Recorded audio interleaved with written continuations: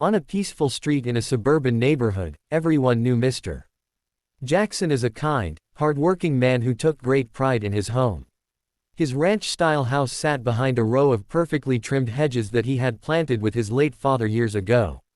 To him, those hedges weren't just plants, they were memories, a living legacy. But his peace was constantly disrupted by the HOA president, a woman everyone nicknamed Karen. She was notorious for nitpicking neighbors, enforcing unnecessary rules, and targeting anyone she didn't like. For some reason, she always had her sights set on Mr. Jackson. One morning, Jackson woke up to find something shocking. The hedges he loved so much, the ones that lined his property, had been cut down. Stumps and branches lay scattered across his yard like fallen soldiers. And there she was, HOA Karen, standing smugly with a pair of garden shears, insisting she had done him a favor because, in her words, they didn't fit the neighborhood's aesthetic. Jackson was stunned and furious. He demanded to know who gave her the right. But she only smirked, saying, "If you want to live here, you follow my rules."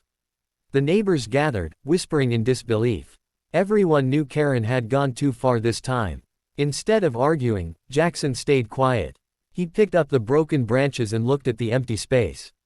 That night, while the neighborhood slept, he began his plan. The very next morning, Karen woke up to the sound of construction. Workers had arrived at Jackson's property with cement, rebar, and cinder blocks. For days, they toiled under the hot sun, stacking block after block.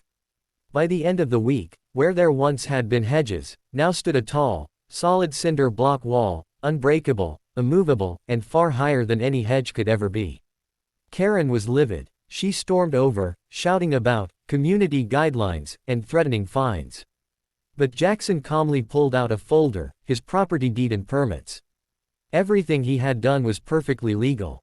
"You destroyed what I built with my father's hands," he said firmly. "Now I've built something you can never touch." The neighbors, tired of Karen's bullying, sided with Jackson. They applauded his wall, admiring how he turned his pain into strength. Some even started talking about building their own fences and barriers, inspired by his determination to stand up for himself. The story didn't stop there. Pictures of the massive wall went viral online with the caption, "HOA Karen cut down his hedges, so he built a fortress." People from all over praised Jackson for his creativity and resilience. From that day forward, Karen never dared step foot near his property again. Every time she walked by, she had to face the towering reminder of her cruelty and his triumph.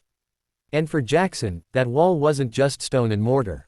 It was a symbol that no matter how much someone tries to tear you down, you can always rise higher, stronger, and unshakable.